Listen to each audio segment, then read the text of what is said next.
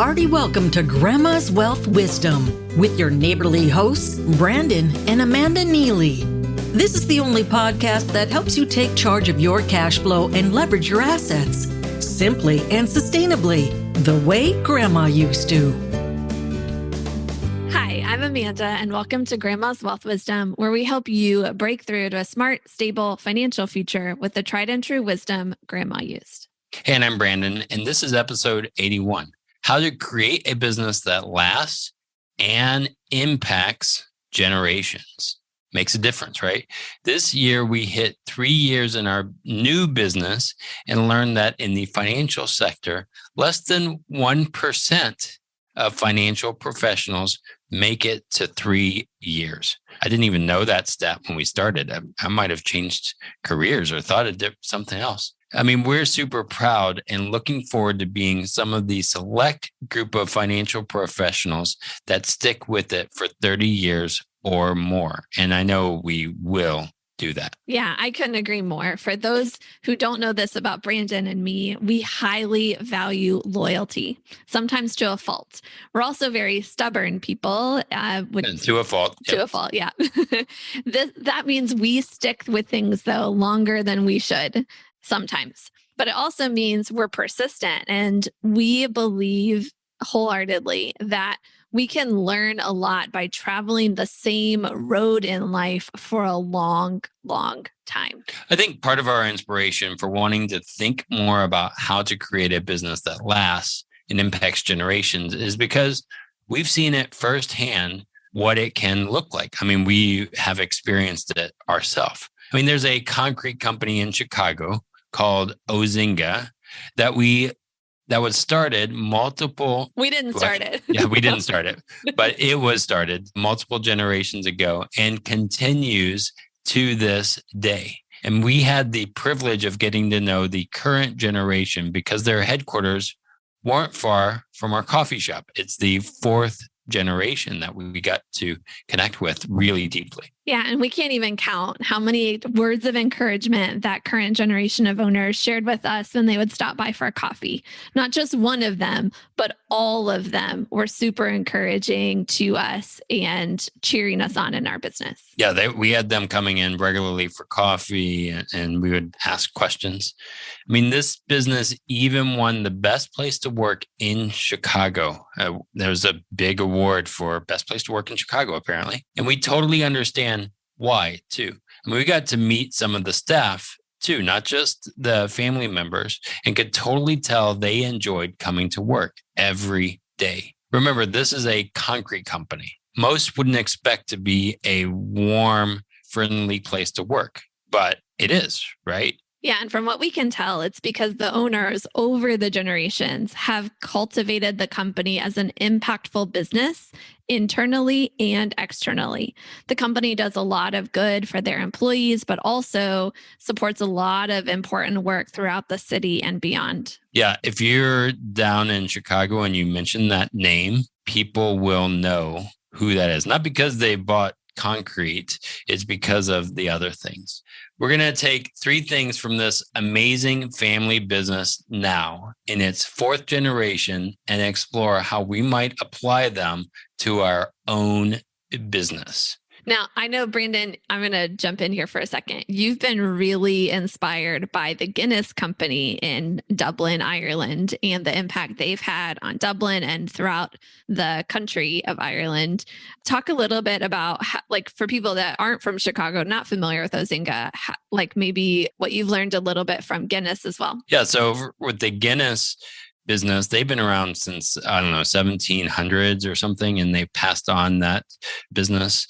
They were very much involved in helping Ireland survive.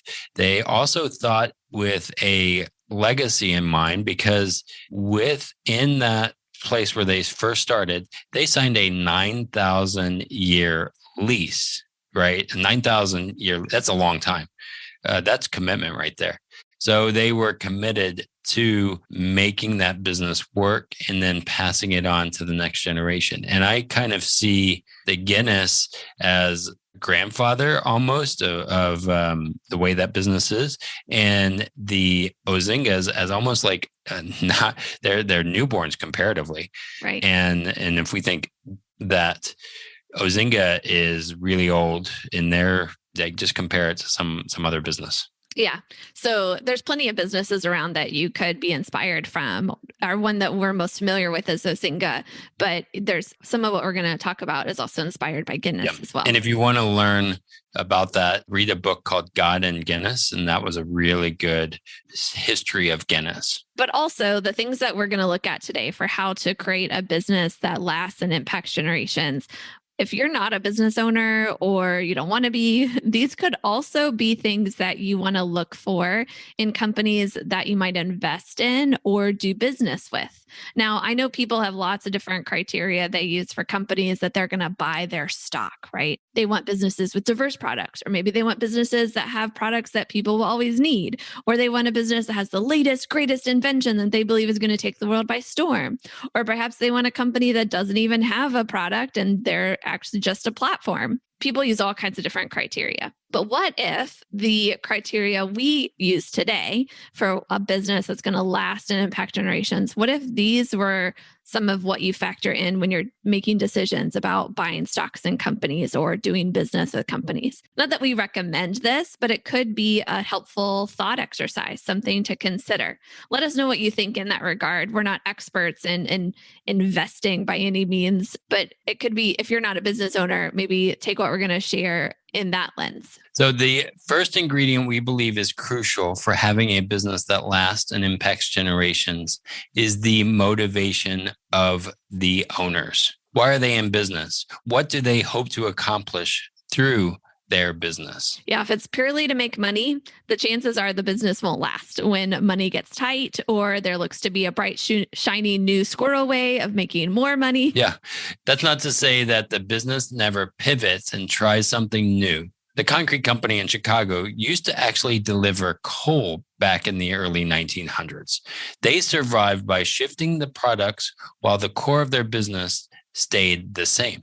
They're really in the delivery business, right? In fact, they are clear on their purpose in business. It is to make a positive impact on individuals, their families, and the community for generations. That's on their website. We'll put a link in the show notes to a video about their purpose if you want to get inspired by this company as well. Now, most business owners don't get into business just purely to make money. Sure, making money for yourself rather than someone else and having a virtually unlimited earning potential, those are really good motivators. But we believe there has to be something more.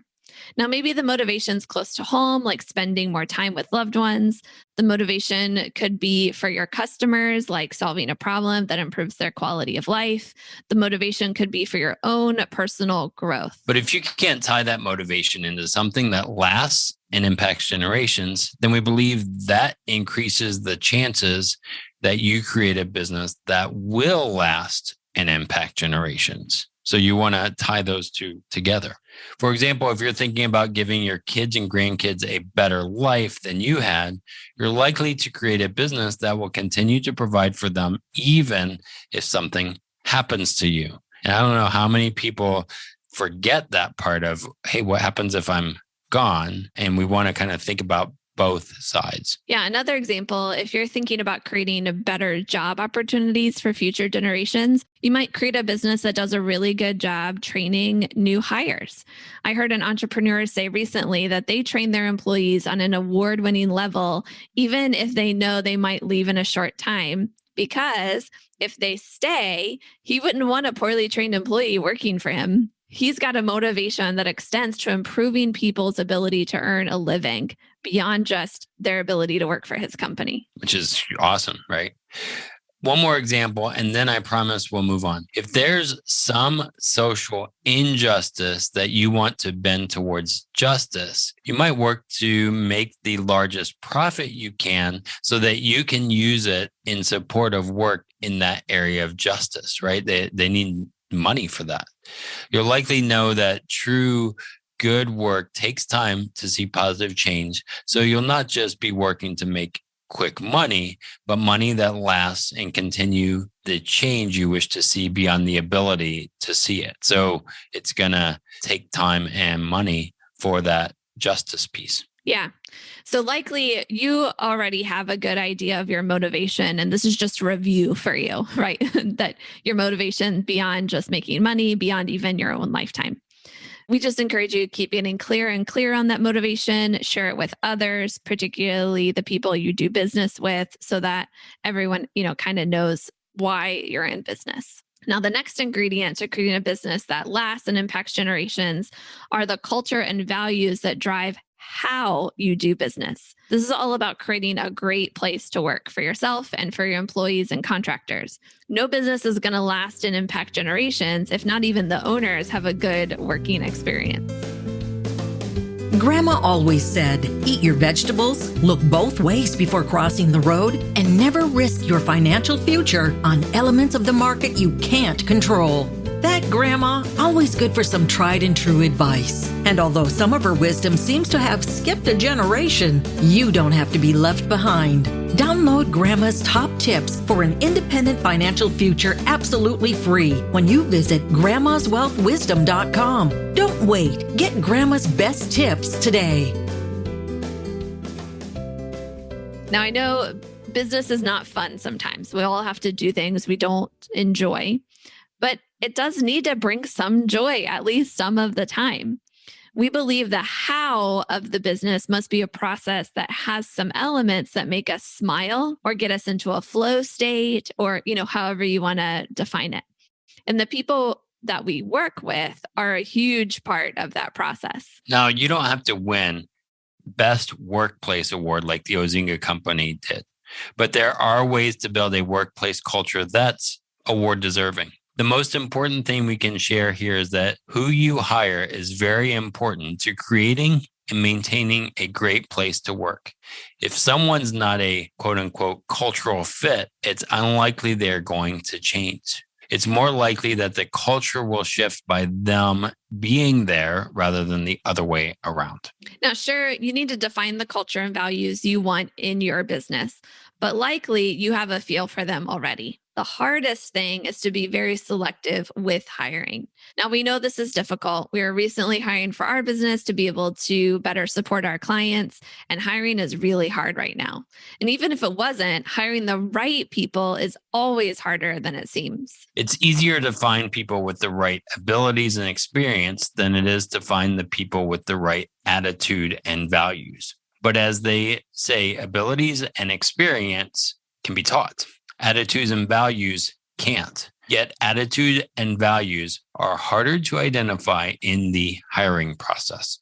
And that's also why, to protect our values and culture so that our business lasts and impacts generations, we sometimes have to be readier to fire people to help maintain that, because sometimes we will make mistakes in hiring. Yeah, and we've done that a couple times. Yeah. Now, don't get us wrong. Diversity, equity, inclusion are super important to create a team where diverse opinions and thoughts make for better decision making and better teamwork, and all that makes for better workplaces when we have a diverse team.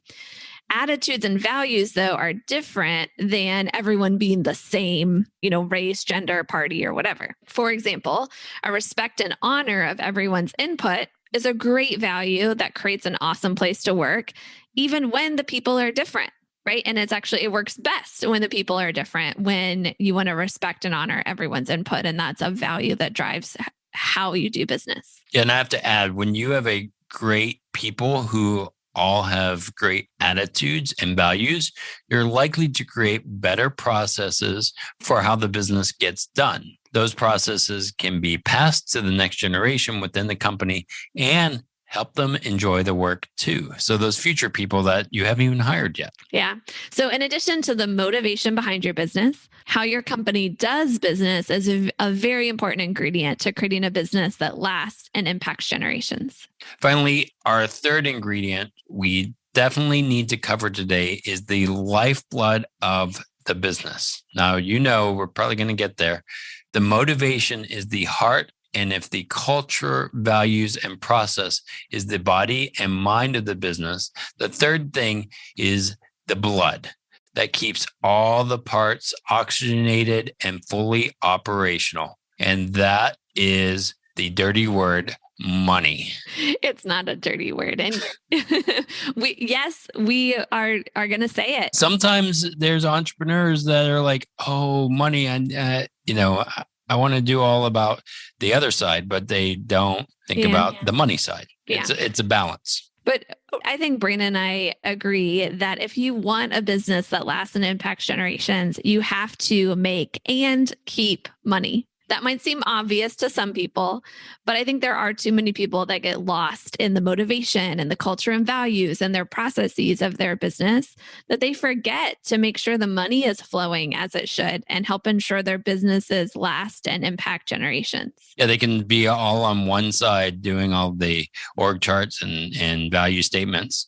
But if they're not out there making sales to bring in the money, hey, doesn't matter. Yep. And we strongly believe that if you want your business to last, even for as long as you plan to work in it, you have to not only know your numbers, but also take charge of them. That's why it's in our little intro for our every podcast. Take charge of your cash flow. I don't know how many business owners I've talked to that either don't know their numbers, one, or get statements from the accountants, but have no clue what they mean or how to improve them. So somebody else does it and they just don't know. It seems overwhelming, they say. There are too many numbers. Where do you start? Where should you focus in order to make the biggest impact to your business now and in the future? Now, this is where the blood analogy for money might break down slightly, but tell me what you think about this. Yes, your body needs blood flowing through it constantly, but sometimes you need a blood bank. Now, we don't typically save our own blood in case of an emergency, but we give blood for others. And when we need blood, we hope there's a supply of blood for us too, right? Yep. So the blood bank serves a crucial role in human life. But in our businesses, if we want to create a business that lasts and impacts generations, cash flow is super important, but it's not enough. You also need reserves. And if cash flow is the blood in your body, reserves are like your blood bank. Yes, it's there for emergencies, but it can also be there for expansion opportunities or times when you have to pivot. Back in the early days of Ozinga, the Great Depression hit. It was only because the family had some wealth outside the business that the business was able to survive. And this was, I think, some aunt or something that had some money outside that they were able to give a loan to the business. But if you look at the history... It wasn't just the aunt, by the way. Oh, it was more than that? Yeah. You know some of that story. I did the research, yeah. Yeah. So, and then if you want to do the research, go to that video. But if you look at the history of the business, you see property acquisitions and expansions that we can only imagine required some upfront capital and down payments to make happen.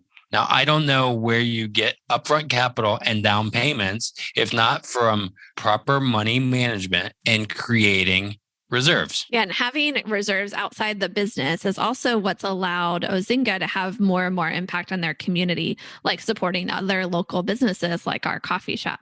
We experienced their reserves firsthand. Yeah, exactly.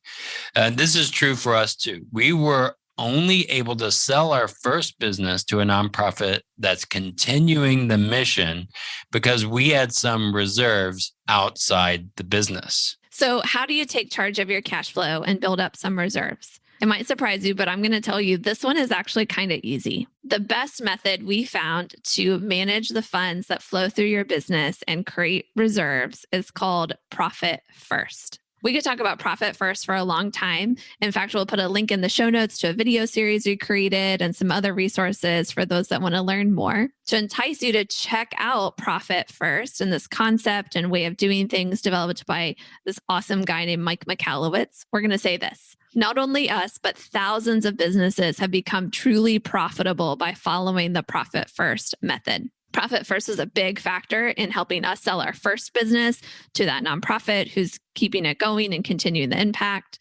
And in the day-to-day, Profit First has also helped Brandon and I fight a lot less about what to do with the money within our business. Yeah, and if you'd like to have a simple method of knowing and controlling your numbers, if you'd like to be profitable from your next deposit, we highly recommend checking out the resources we share in the show notes and also getting the book Profit First. Now, before you go check out those resources, let's do a little recap. Yes, we agree. Nothing lasts forever.